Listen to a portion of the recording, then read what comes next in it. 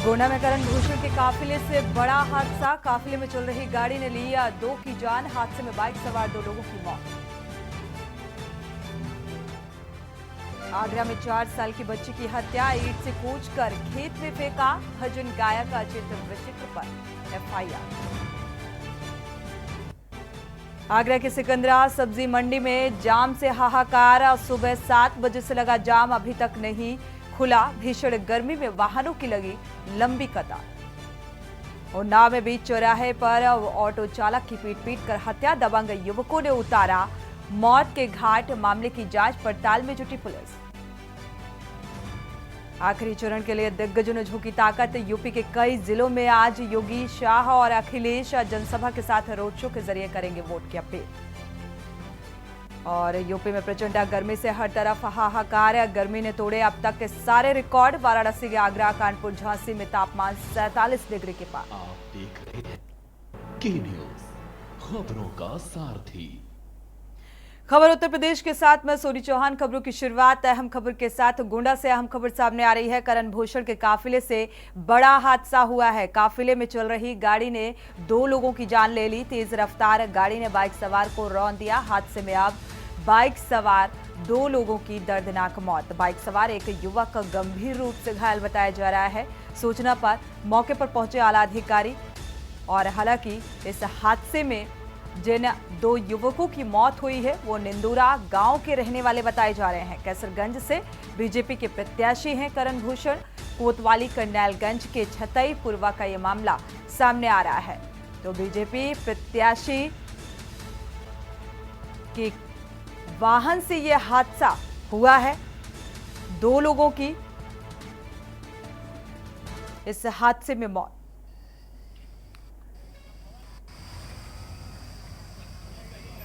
और इसी खबर पर राजेश शुक्ला जुड़े हुए हैं ज्यादा जानकारी के साथ। राजेश, इस मामले में क्या अपडेट सामने आ रहा है, क्योंकि बीजेपी प्रत्याशी बताए जा रहे हैं जिनके काफिले से यह हादसा हुआ है। जी, आपको बता दें कि जो करण भूषण सिंह, जो बीजेपी के कैसरगंज से सांसद के रूप में प्रत्याशी थे, ये विभूषण शरण सिंह के छोटे बेटे हैं करण भूषण सिंह, जिनकी गाड़ी से आज सुबह लगभग 11 से 11:30 के बीच में जब ये गोंडा से हुजूरपुर अपने काफिले के साथ जा रहे थे तो रास्ते में निंदूरा गांव के पास इनकी गाड़ी ने पीछे से 2 बाइक सवारी को टक्कर मार दिया। और टक्कर मारने के बाद सड़क के किनारे जो बुजुर्ग महिला 60 वर्षीय सीता देवी बैठी थी, उनके ऊपर भी गाड़ी चढ़ गई, जिससे उनकी भी हालत स्थिति गंभीर है। और फिर इनकी गाड़ी जाकर के खंबे में टकरा करके रुक गई। और जो गाड़ी पे सवार थे काफिले की गाड़ी में पुलिस स्क्वाड लिखा हुआ था, यानी पुलिस स्क्वाड की गाड़ी थी, लेकिन गाड़ी लड़ने के दुर्घटना करने के बाद गाड़ी छोड़कर मौके से करण भूषण सिंह के समर्थक और उनकी गाड़ी का काफिला लेकर के लोग फरार हो गए। और स्थानीय लोगों ने जब इसका विरोध किया तो पुलिस ने मौके पर पहुंच करके गाड़ी को अपने कब्जे में लिया। और जो दो मृतक हैं उनको तत्काल जिला अस्पताल भेजा गया, जहां पर उनकी मृत्यु हो चुकी थी और पोस्टमार्टम के लिए उनके शव को भेज दिया गया।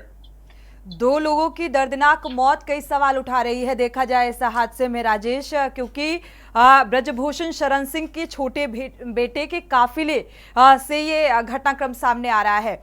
इसमें अगर देखा जाए प्रशासनिक स्तर पर क्या कुछ कार्रवाई होती हुई नजर आ रही है?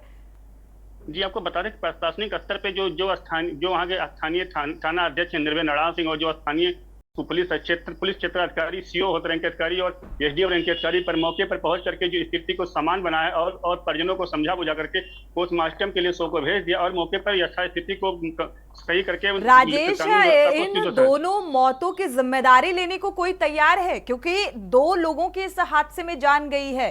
क्या काफिला ये गुजर रहा था, नजर नहीं आया? कैसे ये हादसा हो गया? इतनी बड़ी लापरवाही कैसे? और इसमें प्रशासनिक स्तर पर समझाने बुझाने का काम किया जा रहा है। जी, अगर काफिले की बात की जाए तो जब इनकी कहीं भी गाड़ियां निकलती तो दर्जनों की संख्या में इनकी गाड़ियां काफिले के रूप में निकलती, क्योंकि ये क्षेत्र के बाहुबली दबंग सांसद के बेटे विभूषण शरण के बेटे करण भूषण सिंह, इसलिए प्रशासन भी इन पे कोई कार्रवाई करने से किनारा काट लेता है। और बात करें अगर कार्रवाई की तो कार्रवाई के नाम पर लोगों का कहना है कि जो पीड़ित परिजन है उन्होंने स्थानीय थाने पर प्रार्थना पत्र देने से भी दूरी बना ली, क्योंकि लोगों की जो पीड़ित परिजन है उनके न कुछ मन में भय, इसीलिए अभी तक के कोई किसी प्रकार की कोई कार्रवाई, कोई भी मुकदमा पंजीकृत नहीं किया गया। फिलहाल परिजनों का क्या कुछ कहना है? कार्रवाई से संतुष्ट हैं वो? प्रशासनिक कार्रवाई से जिस तरीके से समझाने का प्रयास किया जा रहा है, क्या कार्रवाई की उम्मीद नजर आ रही है? जब इस मामले पर परिजनों से बात की तो परिजन ने किसी भी प्रकार का कोई जवाब मीडिया के सामने देने से बिल्कुल मना कर दिया। शुक्रिया इस तमाम जानकारी को साझा करने के लिए। तो फिलहाल प्रशासनिक स्तर पर देखा जाए तो इस मामले पर समझाने बुझाने का प्रयास किया जा रहा है बजाय कार्रवाई करने के। देखा जाए ब्रजभूषण शरण सिंह, वही ब्रजभूषण शरण सिंह जिनके ऊपर गंभीर आरोप लगाए थे महिला पहलवानों ने, यौन शोषण के मामले का आरोप लगाया गया था। और ये जो घटनाक्रम है उनके छोटे बेटे करण भूषण के काफिले के दौरान हुआ और इसमें जो प्रशासनिक स्तर पर कार्रवाई है वो फिलहाल कार्रवाई के नाम पर दबाने की कोशिश की जा रही है।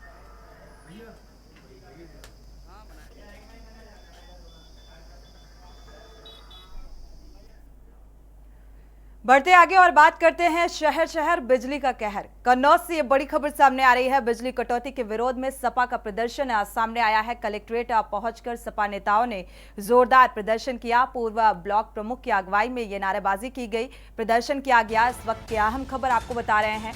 बिजली कटौती से जो फसलें हैं वो लगातार सूखती हुई नजर आ रही हैं और आग बरसती इस गर्मी में कटौती से जो जनता है वो लगातार आह भरती हुई नजर आ रही है। डीएम को ज्ञापन सौंपा गया है। इससे संबंधित कटौती को बंद करने की मांग की गई है। तो बंद हुई कटौती तो फिर सड़क पर उतरकर आंदोलन की चेतावनी भी दी गई है, क्योंकि लगातार एक तरफ गर्मी का प्रचंड प्रकोप देखने को मिल रहा है और दूसरी तरफ जब ऐसे वक्त में बिजली देखा जाए बिजली की ज़्यादा खपत होती है, ज़्यादा ज़रूरत होती है, जिससे कुछ हद तक राहत आम जनता को महसूस होगी। तो ऐसे में बिजली कटौती जो है वो चरम पर है और इसी बात की ये नाराजगी निकलकर सामने आ रही है, यानी कि ये प्रदर्शन की तस्वीरें।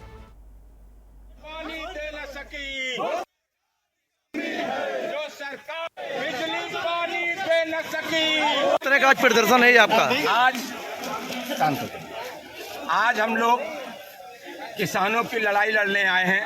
साथ में किसान सूखी हुई मक्का लेके आए हैं, उनके पौधे दिखा रहे हैं, अपना दर्द बयां कर रहे हैं। किस तरीके से उन्होंने गहनों को गिरवी रख के सपना देखा था मक्का पैदा होगी, बेटी के हाथ पीले करेंगे, बच्चों की पढ़ाई करेंगे, बच्चों के कपड़े लेंगे। मक्का सूख रही है, किसान टूट रहा है, किसान बर्बाद हो गया। देश की बर्बादी से कोई नहीं रोक सकता है। हम उनकी लड़ाई लड़ने आए हैं। ये बिजली उत्तर प्रदेश सरकार की वो आवारा बेटी है, जब मन आता जब चली जाती है और कभी कभी तो रात रात गायब रहती है। इससे परेशान हो गए। बढ़ते आगे रुक करते हैं अगली खबर का। लखनऊ से अहम खबर सामने आ रही है। सीतापुर रोड जमकर प्रदर्शन किया गया। आधी रात सड़क पर जाम कर यह प्रदर्शन किया गया, विरोध प्रदर्शन। अब प्रियदर्शनीय कॉलोनी में यह प्रदर्शन शुरू हुआ है। दरअसल नाराजगी सिर्फ और सिर्फ इसी बात को लेकर कि बिजली कटौती की जा रही है। बिजली कटौती से जूझ रहा पूरा लखनऊ, सैकड़ों की तादाद में सड़क पर इकट्ठा हुए लोग और रात में गर्मी में तड़पने को मजबूर नजर आते हैं, क्योंकि भीषण गर्मी का प्रकोप झेल रही आम जनता अब सड़कों पर उतर आई है, क्योंकि बिजली कटौती चरम पर है और सरकार की आवारा बेटी है। जिस तरीके से दावा किया गया कि बिजली आपूर्ति जो है वो बाधित नहीं होगी, बिजली आपूर्ति को पूरा किया जाएगा, लेकिन फिर ये किल्लत क्यों? सवाल बेहद महत्वपूर्ण और इसी बात की नाराजगी अब देखने को मिल रही है, क्योंकि एक तरफ जब गर्मी का प्रकोप बढ़ा तो जाहिर सी बात है जब आम जनता को दिक्कतें सामने तो इससे ये नाराजगी भी निकलकर सामने आ रही है, यानी कि अब प्रशासनिक अमला भी इस आम जनता को समझाने का प्रयास कर रहा है। और इसी बीच अहम खबर लखनऊ से आपको बता दें, कांग्रेस प्रवक्ता सुरेंद्र राजपूत ने गंभीर आरोप लगाए हैं। यूपी के सभी मंत्री और नेता घूम रहे हैं वाराणसी, बिजली की बता रहे हैं किल्लत, घूमने का कारण बिजली से परेशानी बता रहे हैं और इसी के चलते वो फिलहाल घूमते हुए नजर आ रहे हैं। मंत्री विधायक वाराणसी घूम रहे हैं। योगी जी बिजली पर थोड़ा काम कर लीजिए, तो इस तरीके का वक्तव्य सामने आ रहा है। बनारस की सीट तो वहां की जनता ने आपको, यानी कि वाराणसी सीट से प्रधानमंत्री नरेंद्र मोदी उम्मीदवार हैं और ऐसे में जिस तरीके से बिजली किल्लत और प्रदर्शन की जो तस्वीरें सामने आ रही हैं और ये आरोप भी लगाए जा रहे हैं, क्योंकि अभी जो आखिरी चरण का मतदान है वो बाकी है। जनता सबक सिखाएगी और वो तमाम विपक्षी नेता भी आरोप लगाते हुए नजर आ रहे हैं।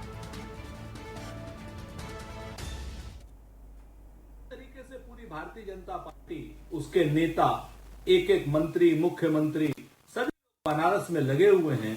उससे हमारा ये आरोप और पुष्ट होता है कि कहीं ना कहीं क्या नरेंद्र मोदी जी बनारस से चुनाव तो नहीं हारने जा रहे हैं। मुख्यमंत्री भी वहीं, सारे के सारे मंत्री भी वहीं, गली गली घूम रहे हैं। और उत्तर प्रदेश में बिजली की व्यवस्था इतनी खराब है, कितनी बार बिजली जारी है पता ही नहीं है। लखनऊ से तो सारे मंत्री मात्र इसीलिए बनारस चले गए हैं कि यहां पर बिजली की आपूर्ति ठीक नहीं है, वो लोग शायद सो नहीं पा रहे होंगे, जिसकी वजह से वो कहीं ना कहीं बनारस में घूम रहे हैं।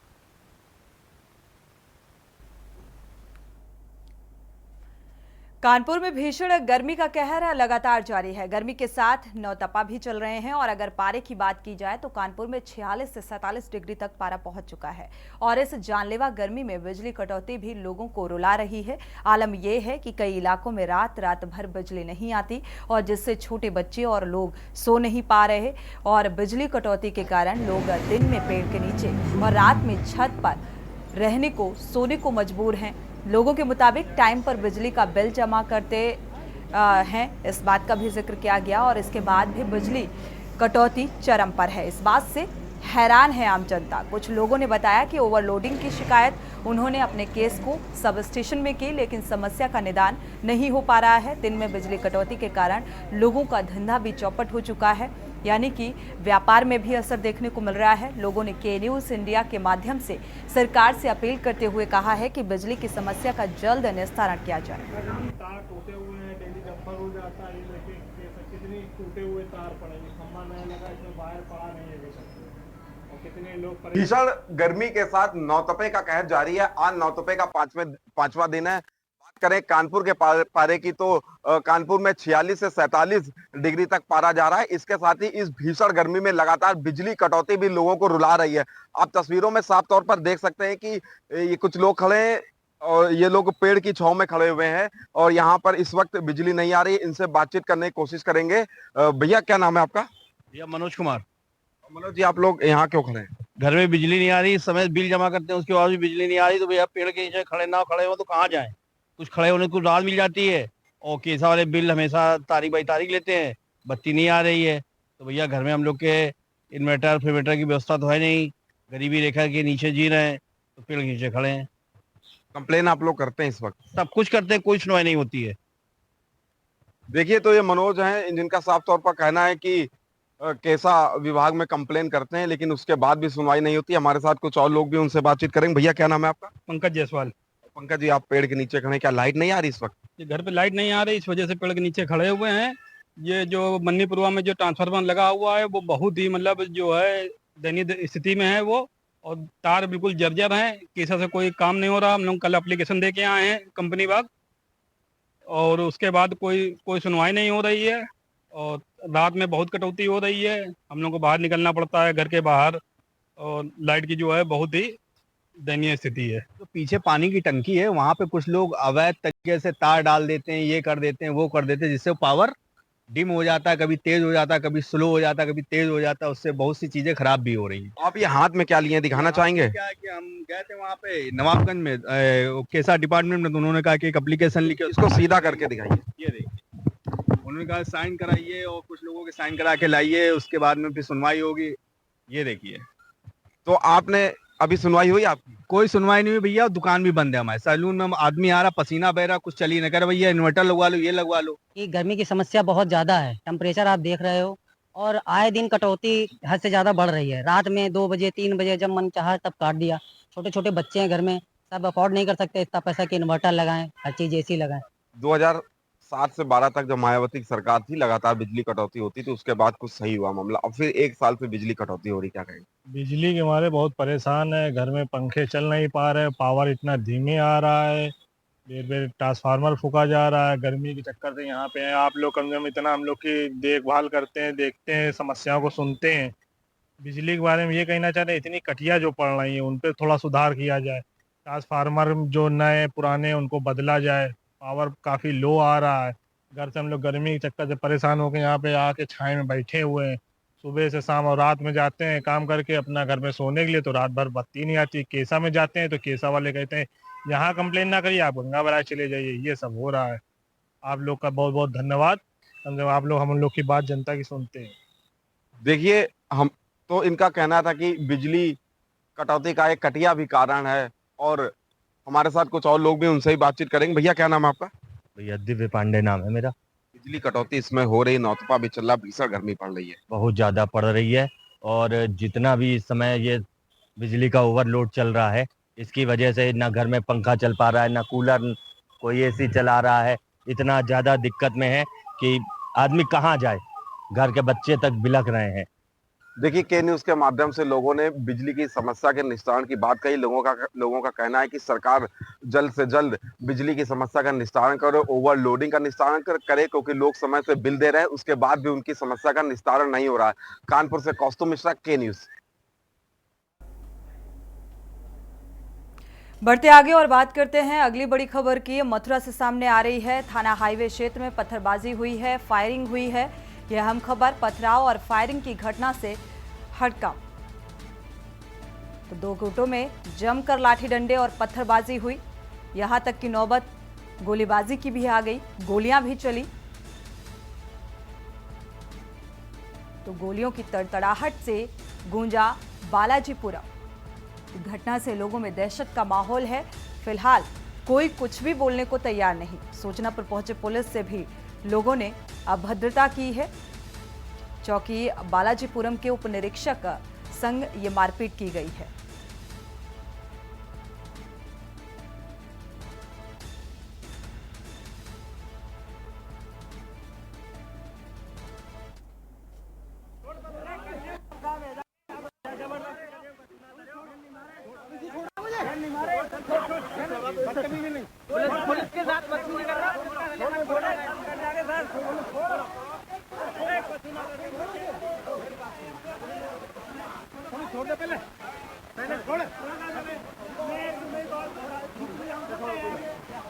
ना छोड़ना नहीं, जब तक थाने के पुलिस आवे ते देर लगता है। तो बिहार भी अछूता नहीं रहा भीषण गर्मी से, यानी कि जानलेवा गर्मी जो है सतम ढाती हुई नजर आ रही है। क्योंकि बिहार में जो छात्राएं हैं वो बीमार पड़े हैं इस भीषण गर्मी के चलते। बेगूसराय से अहम खबर सामने आ रही है। भीषण गर्मी से स्कूल में छात्राएं जो हैं बेहोश हुई। तो स्कूलों में पढ़ाई के चलते छात्राएं स्कूलों में बेहोश हो गई, क्योंकि जो गर्मी का प्रकोप है, भीषण गर्मी के चलते गर्मी इतनी ज़्यादा है कि गर्मी की वजह से करीब 18 जो छात्राएं हैं वो बेहोश हुई हैं। बिहार के बेगूसराय से ये खबर सामने आ रही है। गर्मी का कहर देखिए किस तरीके से ये स्कूल जा रही छात्राओं में इसका असर देखने को मिल रहा है। 40 डिग्री के पार यहाँ का तापमान, और इसका असर साफ तौर पर देखने को मिल रहा है। ये छात्राएं हैं जो फिलहाल भीषण गर्मी के चलते बेहोश हुई हैं। मटिहानी प्रखंड के मटिहानी मध्य विद्यालय का ये मामला सामने आ रहा है, जहां की ये छात्राएं हैं।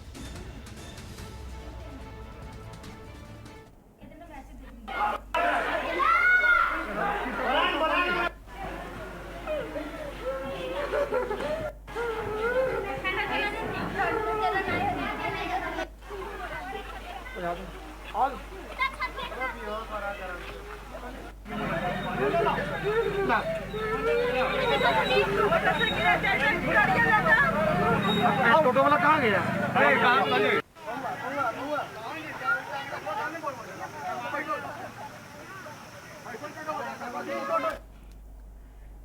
तो गर्मी का असर रामलला यानी कि अयोध्या नगरी में भी देखने को मिल रहा है, और यहाँ पर भी जो तापमान है वो चढ़ा हुआ है। लगातार बढ़ती गर्मी से कोई राहत मिलने वाली नजर नहीं आ रही। अयोध्या में श्री रामलला के लिए प्रशासन की तरफ से खास इंतजाम किए जा रहे हैं, और श्री रामलला को गर्मी से बचाने के लिए न केवल हल्के कपड़े पहनाए जा रहे हैं, बल्कि गर्भगृह में ठंडक बनाए रखने के लिए एसी और कूलर भी लगाए गए हैं। देखिए ये report. With no respite from soaring temperatures inside, the Ram temple in Ayodhya has made several arrangements to ensure that Ram Lala stays protected from the searing heat. These include not just lighter clothes for the deity's idol, but also installation of ACs and coolers to maintain a comfortable temperature in the Sanctum Sanctorum. गर्मी के बचाने के लिए सारी सुविधा है। एक तो जो आरती किया जाता था बत्ती से, उसको शीतल आरती किया जाता है। शीतल आरती मतलब फूलों की आरती होती है, जिससे कि आरती का जो वो है गर्मी है वो राम को न लगे, तो शीतल आरती होती है। उनके भोजन की भी व्यवस्था जो है वो दही है और बाकी सब जो ठंडे चीज़ हैं वो लगाए जाते हैं। The bhog or offerings made to the Lord in the summer season comprise items like seasonal fruits and juices. भगवान के लिए एसी का प्रयोग करते हैं, फूलों की आरती होती है, फल फ्रूट का भोग प्रसाद होता है ताकि भगवान को भी गर्मी ना लगे। और हम लोग तो एसी में रहते हैं, इसलिए भगवान के लिए भी हम लोग एसी लगाते हैं। फूलों का आरती का और फल फ्रूट भगवान को भोग लगाया जाता है।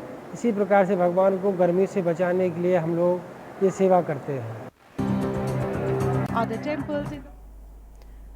और इसी बीच लखनऊ से अहम खबर सामने आ रही है, आयकर विभाग की बड़ी कार्रवाई। तो आयकर विभाग ने जमीन को जब्त किया है। लखनऊ से अहम खबर, हम सफर डेवलपर्स टाउनशिप की ये जमीन थी। हवाला कारोबारी नंद किशोर की ये बेनामी कंपनी है। सुल्तानपुर रोड स्थित करीब 82 एकड़ जमीन जो है वो जब्त की गई है। तो आयकर विभाग की एक बड़ी कार्रवाई।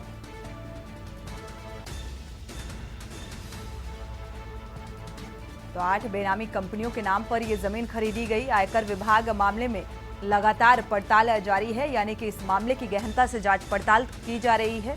एक बड़ा खुलासा इस जांच के दौरान। शिवा शर्मा इसी खबर पर जुड़े हुए हैं। शिवा, क्या जानकारी इस संबंध में? देखिए, हवाला कारोबारी है लखनऊ में नंदकिशोर चतुर्वेदी, जिनकी बेनामी कंपनियां हैं और उसी बेनामी कंपनियों के जरिए सुल्तानपुर रोड पर तकरीबन 200 एकड़ की जमीन खरीदी गई थी और उसमें टाउनशिप बनाने का काम किया जा रहा था। लेकिन आयकर विभाग की टीम लगातार हमसफर डेवलपर्स के ऊपर निगरानी रखे हुए थी और ये जमीन, ये जरूर पता था उनको कि अवैध तरीके से इन संपत्तियों को अर्जित किया जा रहा है और उस पर टाउनशिप बनाई जा रही है। और इसी को देखते हुए आयकर विभाग की जो विशेष टीम है उसने स्थानीय लेखपाल की मौजूदगी पर निषेध इकाई ने तकरीबन 82 एकड़ की जमीन जो है वो जब्त की है सुल्तानपुर रोड पर। ये बताया गया कि सुल्तानपुर रोड के जो 2 गांव है वहां पर 82 एकड़ की जो जमीन थी वो हमसफर डेवलपर्स की जब्त की गई है। और ये जरूर बताया गया है कि जो 8 कंपनियां फर्जी तरीके से बनाई गई थी, जिसमें तिलोचो एंटरप्राइजेज इंडिया, टेम्प्रो एंटरप्राइजेज इंडिया, तेरे नॉर्म्स इंडिया और तमाम जो ऐसी कंपनियां हैं जिनको बनाने के उद्देश्य यही था कि जमीनों की खरीद फरोख्त करना और उस पर टाउनशिप बनाना। तो जरूर ये एक ना कहीं बड़ी जालसाजी है और ये बड़ा एक गहराया संकट है कि तो जमीन की खरीदने का जो स्रोत था, जो पैसा था, वो आखिरकार हवाला के जरिए आया था और उसी की नजर आयकर विभाग को दी थी। तो फिलहाल 82 एकड़ की जो जमीन है उसको आयकर विभाग की जो विशेष टीम है उसने अपनी निगरानी में जब्त कर लिया है और आगे की कार्रवाई जरूर कर रही है। शुक्रिया इस तमाम जानकारी को साझा करने के लिए। तो फिलहाल आगे की कार्रवाई जारी है और ये जांच के दौरान ये खुलासा हुआ है। स्थानीय लेखपाल की मौजूदगी में ये कार्रवाई की गई और कई बेनामी कंपनियां हैं। 8 बेनामी कंपनियों के नाम ये जमीन खरीदी गई थी, जो कि जांच पड़ताल में निकलकर सामने आया। आयकर विभाग इस मामले में पूरी गहनता से जांच पड़ताल की और इस बात का खुलासा हुआ। अब आगे की कार्रवाई की जा रही है।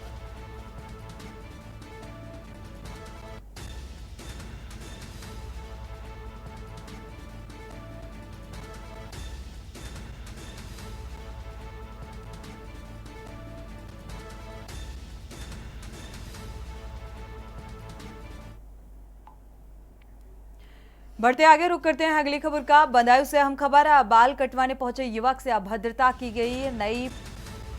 नाई ने जाति सूचक शब्दों का इस्तेमाल किया और आरोप लगाए। युवक को मारपीट कर दुकान से भी भगा दिया गया। युवक ने थाना पुलिस को इस बात की तहरीर दी है। तो पीड़ित युवक ने न्याय की गुहार लगाई है। हालांकि पुलिस ने आरोपी को गिरफ्तार कर लिया है। बिसौली कोतवाली क्षेत्र के बिसौली कस्बे का ये मामला सामने आ रहा है।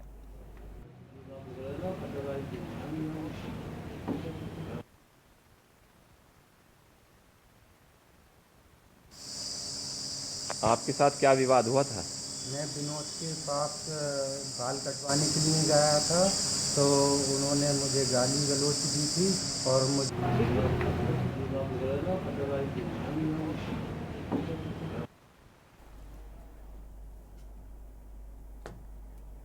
और इसी बीच महोबा से खबर सामने आ रही है। महोबा से अहम खबर आपको बता दें, विद्युत पोल में लगी भीषण आग। शॉर्ट सर्किट से पोल में आग लगना बताया जा रहा है, जिसकी चपेट में ये पोल आया। भीषण गर्मी के चलते तारों ने आग पकड़ ली। तो शहर के रामकथा मार्ग का ये मामला सामने आ रहा है। तस्वीरें भी सामने आ रही हैं। शॉर्ट सर्किट की वजह से ये आग लगी है। फिलहाल लगातार जिस तरीके से गर्मी बढ़ती जा रही है और सूर्य की तपिश जमीन पर पड़ रही है, ऐसे में ट्रांसफार्मर से लेकर ये पोल तक आग की जद में आ रहे हैं। शॉर्ट सर्किट की वजह से ये आग लगना बताया जा रहा है।